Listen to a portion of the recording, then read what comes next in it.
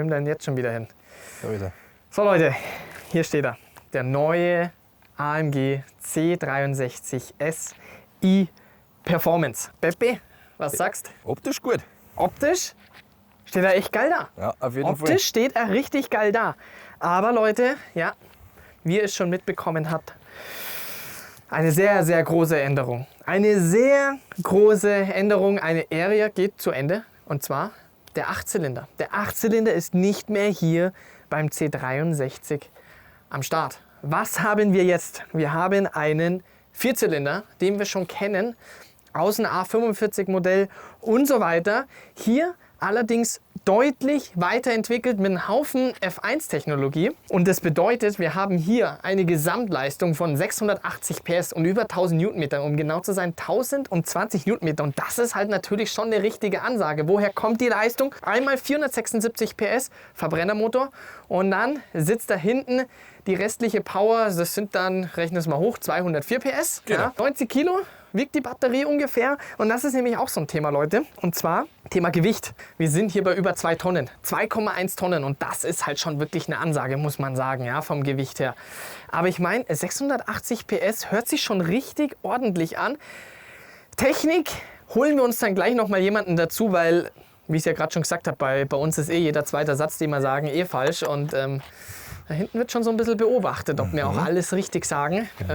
Werden wir aber definitiv nicht. Deswegen holen wir uns noch jemanden dazu, der uns nämlich hier den Motor richtig erklärt. Wenn wir aber jetzt mal aufs Optische eingehen. Also was wir natürlich sehen, er steht schon von vorne ordentlich breit da. Er ist nochmal 76 mm breiter geworden gegenüber dem C43. Den sind wir ja letztens gefahren und da bin ich ja eben ein bisschen skeptisch gewesen, weil das ist ja auch der Vierzylindermotor am Start. So, hier haben wir mehr oder weniger denselben Motor am Start. Eben dann noch mit der Elektropower dazu mit den 680 PS. Ich bin mal wirklich gespannt, inwiefern, wie anders das, klar, performancemäßig deutlich schneller sein wird, aber wie ist das Ganze emotional anders gegenüber C43? Wenn du aber jetzt natürlich hier nochmal von vorne schaust, du merkst, er ist halt hier deutlich offener geworden. Dadurch wird er deutlich breiter, wirkt er deutlich breiter. Nicht nur durch die 76 mm Verbreiterung, was wir auch sehen, Motorhaube. Hier haben wir ein bisschen Kühlung, also was heißt Kühlung, wo die Hitze rausgeht. Allerdings ist das Ganze eher lookmäßig, wurde mir mitgeteilt und nicht irgendwas jetzt, was richtig Funktionalität hat. Natürlich, du siehst, es geht ein bisschen Hitze raus, aber ganz ehrlich, das ist optisch, muss man ganz ehrlich sagen. Was man aber gut sehen kann, was hier aktiv ist, und zwar, wenn wir mal schauen, wir haben hier so artmäßige Blades und die klappen auf und zu. Je nachdem, wenn du kannst ja, stimmt, das haben wir gar nicht gesagt bisher, du kannst mit dem Auto rein elektrisch fahren. Ein C63 AMG, mit dem du rein elektrisch fahren kannst. Es sind zwar nur 13 Kilometer in Anführungsstrichen, aber das Auto ist nicht darauf ausgelegt, dass du die ganze Zeit elektrisch fahren kannst, sondern du hast die Elektropower einfach performancebedingt. Ja? Und das bedeutet, wenn du rein elektrisch unterwegs bist, je nach Funktion, ist das Ganze geschlossen, weil das natürlich aerodynamisch mehr bringt, einfach von der Reichweite her. Und wenn wir natürlich auf der Rennstrecke unterwegs sind, wenn wir ordentlich Gas geben, da machen diese Blades hier auf, damit hier ordentlich Kühlung, jetzt wollte ich gerade schon sagen, schön in den 8-Zylinder-Saugermotor, aber den haben wir nicht. Einen Sauger haben wir nicht mehr. Einen Turbo haben wir auch nicht mehr. Einen Turbo haben wir schon, aber halt nicht mehr 8-Zylinder, sondern 4-Zylinder jetzt. Genau. Dann haben wir hier das Aerodynamik-Paket, wurde mir gesagt, ist so richtig professionell. Merkst du das? Ich merke das jetzt. Jetzt kommt einfach diese Professionalität raus. Und vor allem, Alter, ich habe einen Gimbal in der Hand. Ja, also müsst ihr euch das mal anschauen, wie der Pepe da filmt heute. Ja. Der Robert, der hat sich geschlichen. Ja, darf man geschlichen überhaupt sagen oder muss man das rauspiepsen? Ich weiß es nicht. Nein. Das piepst man einfach nicht raus. Der ist in Portugal, der hat einfach der hat Schnauzen voll, kann man sagen. Ja, machen wir weiter. Also Aerodynamik-Paket bedeutet hier mit dem schönen Frontspoiler, das könnte ich mir halt richtig gut vorstellen, eigentlich in Carbon. Ja. Dann sehr wichtiges Thema, und zwar haben wir hier Michelin Pilot Sport F4S Reifen am Start, und zwar das Ganze 20 Zoll 265 35 vorne. Auch was wir schön sehen können, ist die Keramikbremse. Was geil ist hier dieses Detail, finde ich sexy, sehe ich allerdings hier definitiv als Carbon, weil ist halt Plastik. Ja, sieht geil aus. Wie gesagt, müsste allerdings meiner Meinung nach in Carbon. Was geil ist, hier Seitenspiegel Carbon, hier schön auch alles in Carbon. Bevor wir uns den Innenraum anschauen, gehen wir aber jetzt halt noch weiter nach hinten. Hinten haben wir 275 35er am Start. So, und jetzt kommen wir hier zum Heck, weil da muss ich sagen, finde ich schon sexy. Finde ich schon sexy irgendwie. Was meinst du, Pepe? Schaut schon tierisch aus. Ja. Ich finde, er könnte jetzt hier, er wirkt mir hier ein bisschen zu rund. Er könnte ein bisschen eckiger, kantiger sein, wenn ihr euch an, ja, es hört eh keiner zu. Wenn wir uns den alten C63 anschauen, den ganz alten, ja, den, was war das, W204 ist es noch gewesen. Oh, Genau. Dieses Heck, da war es richtig schön eckig, kantig. Ja. Sieht geil aus, breit auf jeden Fall. Was du aber allerdings jetzt sagen musst, du hast hier keinen Unterschied zum C43. Ja. Vorne definitiv breiter, anderes Auftreten, allerdings hier, da müsste er schon breiter daherkommen. Gell? Ja, also so. da hätte man schon noch was machen können. Mit dem Aerodynamikpaket, was geil ist hier die Lippe, die Hecklippe, schön aus Carbon und die ist auch nicht gerade dezent. Also die ist schon ordentlich und wo es auch wirklich ordentlich weitergeht, ist hier mit den Endrohren. Sieht geil aus, kennen wir ja typisch C63-mäßig. Dann hier schön in Carbon entlang gezogen. Wir haben den Diffusor noch dazu, was natürlich auch dementsprechend Aerodynamik bringt. Ist auch beim Aerodynamikpaket enthalten. Wie sieht es mit dem Kofferraum aus? Oh, das ist sogar automatisch. Ja, einen Haufen Platz im Kofferraum haben wir auch. Wir müssen ein bisschen Professionalität in der Zwischenzeit einbauen, verstehst du? Das ist wichtig. Das hilft Aber nicht. übrigens, und das ist natürlich auch so ein Thema, weil wir ja jetzt mit dem C63 auch rein elektrisch fahren können. Bedeutet, können wir ihn auch laden. Und was ist denn das jetzt? Ich glaube hier. Passiert da was? Ah, das ist. Aha. Ich glaube, ist es rechts aufgegangen? Nein. Ah, perfekt, alles klar. Okay. Okay, nee, das lass mal besser zu. Das funktioniert anscheinend nicht. Aber was man auch noch sagen muss, finde ich auch geil. C63S schön in dem Schwarz-Rot. Wichtig, Leute, es gibt keinen normalen C63. Es gibt hier ausschließlich den C63 als SI Performance mit den 680 PS. Wir haben jetzt auch ganz neu Allrad am Start, ja, 4MATIC Plus. Bedeutet, wir können auch auf Heckantrieb umschalten und ich glaube, das mit über 1000 Newtonmeter. Alter, jetzt ist er aufgegangen, oder was?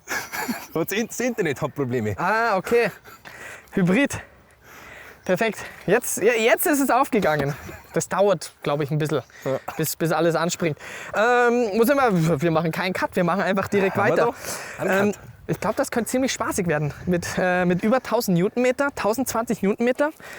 Da kann es schon richtig aufreißen. Jetzt schauen wir uns den Innenraum noch an, bevor wir uns Unterstützung dazu holen, der uns ein bisschen den Motor erklärt.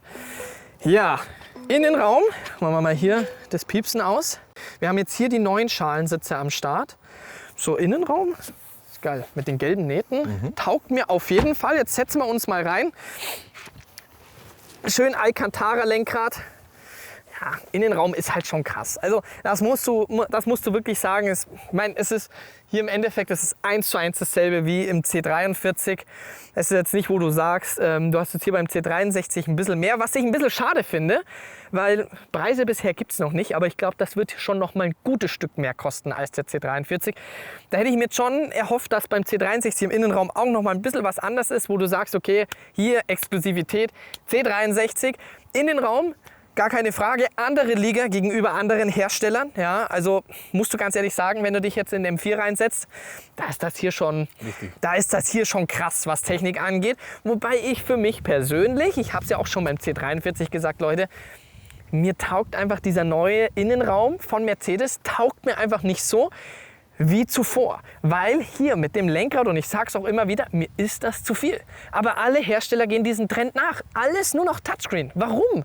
Warum? Das ist halt einfach, was ich nicht verstehe. Du hast die ganzen Fingerabdrücke überall. Aber gut, dann hier, das ist natürlich geil.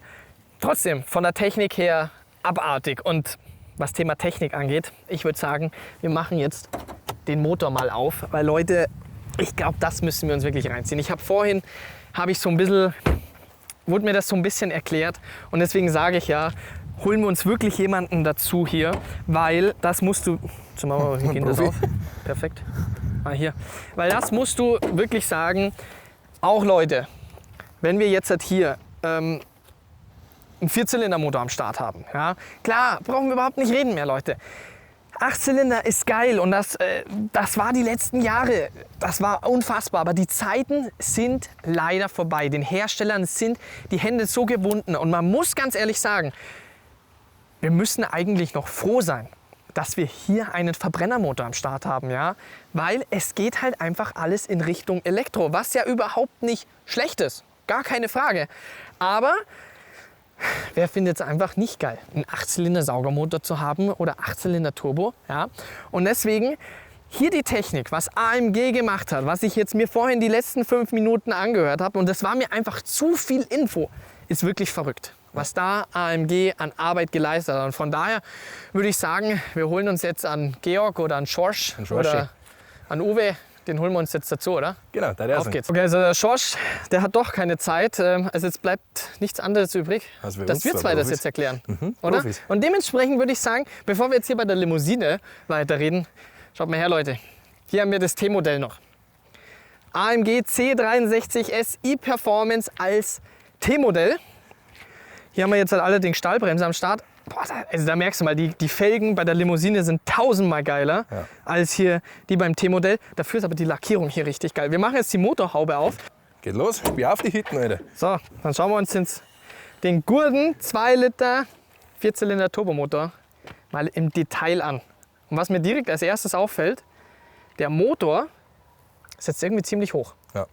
Also das musst du schon sagen. Und brutal weit her vorne. Und extrem weit vorne, glaube ich, aber liegt an der Batterie, die nämlich hinten sitzt, einfach von der Gewichtsverteilung. Weil das ist natürlich clever gelöst. Du hast hinten die 90 Kilo, du hast hinten diese 204 PS. Was haben wir hinten am Start? Was für eine Batterie? 150 kW. 150 kW haben wir am Start. 204 PS, ja. Knapp 90 Kilo. Ja. Reichweite 13 Kilometer, mit dem wir auch rein elektrisch fahren können. Das ist halt schon krass. C63, wer hätte so, ganz ehrlich Leute, wer hätte sowas vor, ja, selbst sogar vor 3 Jahren gedacht, dass du mit einem C63 rein elektrisch fahren kannst. Und das Gute aber ist, wir haben trotzdem noch einen Verbrennermotor am Start. Und es ist ja nicht hier darauf ausgelegt, dass du jetzt halt hier rein elektrisch und so gut wie möglich unterwegs bist, sondern hier ist die Batterie darauf ausgelegt, dass auf Performance, ja, wirklich die ultimative Performance, die du dann in Verbindung mit dem Verbrennermotor hast, eben die 680 PS, die 1020 PS. 1020 PS. What? Gesamtleistung, aber da bin ich mal wirklich 1020 gespannt. Newtonmeter. Die 1020 Newtonmeter und da bin ich mal wirklich gespannt, wie es dann aussieht, wenn die Batterie leer ist. Ja, wie ist das Ganze performancemäßig dann noch? Wie lange hält das Ganze an? Auf der Autobahn, wenn du richtig durchbeschleunigst, wie lange dauert es, bis die Batterie dann leer ist? Ja? Also da bin ich mal wirklich gespannt von der Rekuperation her. Auch sehr clever gelöst in Verbindung mit Zweigang. Hinten haben wir auch noch die Hinterachslenkung am Start. Ist auch ganz neu, wie auch Allrad, habe ich ja vorhin gerade schon gesagt. 4Matic Plus, wo wir auf Heckantrieb umschalten können. Also Technik ist schon krass. Pepe, was gibt es noch dazu zu sagen hier jetzt zum Motor, wo du sagst, das habe ich jetzt gerade vergessen? Mei, was hast du vergessen? Der Turbolader? Ist riesig, muss man dazu Total sagen. größer. Vor allem Ladedruck, ich glaube 2,7 Bar. 2,7 Bar, ja. Das ist halt schon krass aus einem Vierzylinder, Leute. Das muss man sich mal vorstellen. Ja. Allein dieser riesen Cut, der da sitzt, das ist halt schon ordentlich. Das ist riesig. Ja. Was haben wir noch? 400 Volt Technik. Stimmt. Auf dem Turbolader, auf der Welle oben. Was wir auch schon beim C43 haben, allerdings deutlich mit weniger Performance, deutlich weniger Leistung. Und das habe ich beim C43 schon gemerkt, Ansprechverhalten ist deutlich besser geworden. Weil ich kann mich noch daran erinnern, die ersten A45-Modelle, ja, noch so geil sie gewesen sind, aber Ansprechverhalten war halt echt, muss schon fast sagen, miserabel. Und da hat sich AMG sowas von extrem weiter verbessert. Also ich bin mal echt gespannt, wie sich der fahren lassen wird. Ja? Bin ich mal wirklich gespannt. Sonst glaube ich, sieht eigentlich gut aus, oder? Ja. Weitestgehend. Ja, von daher, ich würde sagen, wir machen die Motorhaube wieder zu. Jetzt noch mal hier. Also daran merkst du, das ist halt wirklich hier rein optisch, weil was willst du da großartig kühlen? Ja. Also was soll da jetzt großartig richtig viel Hitze durchgehen? Ja, wie gesagt, Leute, hier ist er. Neuer C63 SI Performance als T-Modell. Da hinten als Limousine. 8-Zylinder ist nicht mehr am Start. Wir haben jetzt den 4-Zylinder. Und Ich bin da ganz ehrlich, ich bin da komplett neutral. Natürlich, wir vermissen alle den 8-Zylinder. Wir werden ihn alle vermissen, sei es Saugemotor, sei es der Turbo. Aber ich bin da komplett neutral, weil ich lasse mich jetzt mal wirklich überraschen, wenn wir das Auto fahren dürfen, ja, was hoffentlich nicht mehr allzu lang hin ist. Wie wird das hier von der Performance her sein? Weil ich bin davon überzeugt, performancemäßig wird das hier richtig geil werden. 680 PS, die Technik, die wir hier verbaut haben. Und dann bin ich eben gespannt. Kannst du das Ganze ausgleichen mit den Emotionen? Weil 4-Zylinder ist halt einfach nicht 8-Zylinder. Und von daher würde ich sagen, Beppi, wir schmeißen uns jetzt wieder in unsere 3-Zylinder-Schüssel rein und dann machen wir Jalle Abfahrt, Genau, oder? los Auf geht's. geht's.